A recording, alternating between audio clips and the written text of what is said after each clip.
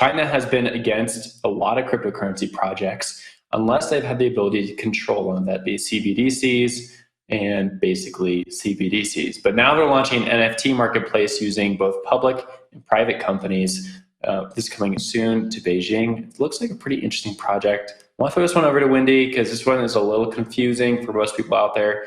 Help me walk this one out a little bit.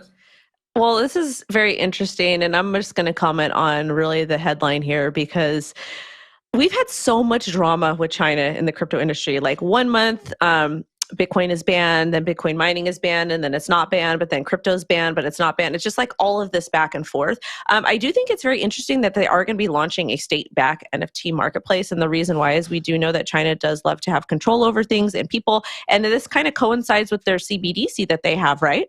So this kind of makes perfect sense to me that China is very, very tech heavy. And I think that they want to kind of capitalize on the amazing technology of NFTs and blockchain and everything that our ecosystem has to offer.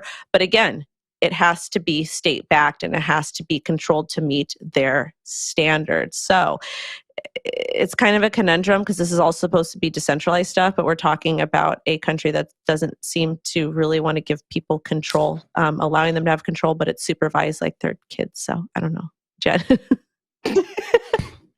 I love that take, Wendy. I think this makes sense too when you look at the intellectual property in China. So I was in China a few years ago. I visited the largest publisher or creator of intellectual property in the country. And they had this like massive building where you could go, like it was just like so many floors. And on every floor, there was like depictions of all of their IP via like photos on the walls. There were like little action figurines. There were videos playing on TV screens. It was like being in a wonderland. And so I think it makes sense when you think about how embedded the Chinese and the culture are in the intellectual property that's created there. They really are these like worlds that exist beyond the TV screen, beyond their computers, and they're really embedded into all of the products they consume. I think it makes sense to have these digital collectibles. I think it's really noteworthy also, though, that in China, they don't call NFTs. They call them digital collectibles. There was a white paper, I think, that was published earlier this year or last year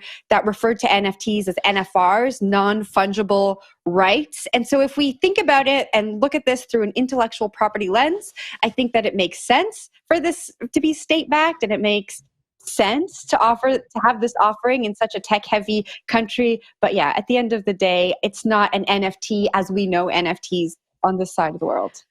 I think it's very interesting that they use that particular term just like Trump did for his NFTs. It's just kind of... And Reddit, though.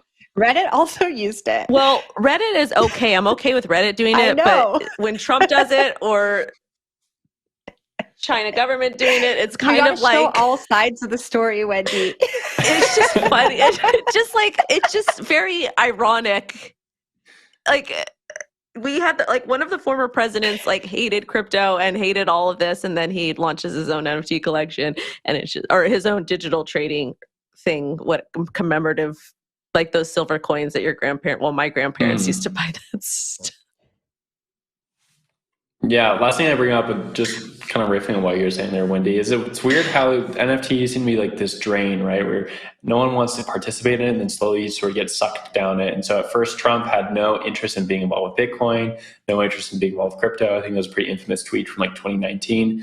And then a few years later, he's like, why not? And he made a bunch of money on top of it. China seems to be doing a similar thing, right? So they banned Bitcoin mining, they banned peer-to-peer exchange of crypto, they've banned a lot of different uses of crypto in the country and the trading of crypto. But now they have the CBDC and the NFTs are coming. It seems like at the end of the day, you kind of get dragged into it because that's what the market wants. We'll see if this project really gets off the ground, though. The CBDC project itself has taken years and hasn't had a ton of adoption to my knowledge of it so far. So we'll see with the NFTs with bated breath. Jen, I'll throw it to you as we exit. I will add one more point to the Donald Trump story. I think I read yesterday that his NFTs are down 72%. So, it was a good time for him. Yeah. Okay. It's just the market.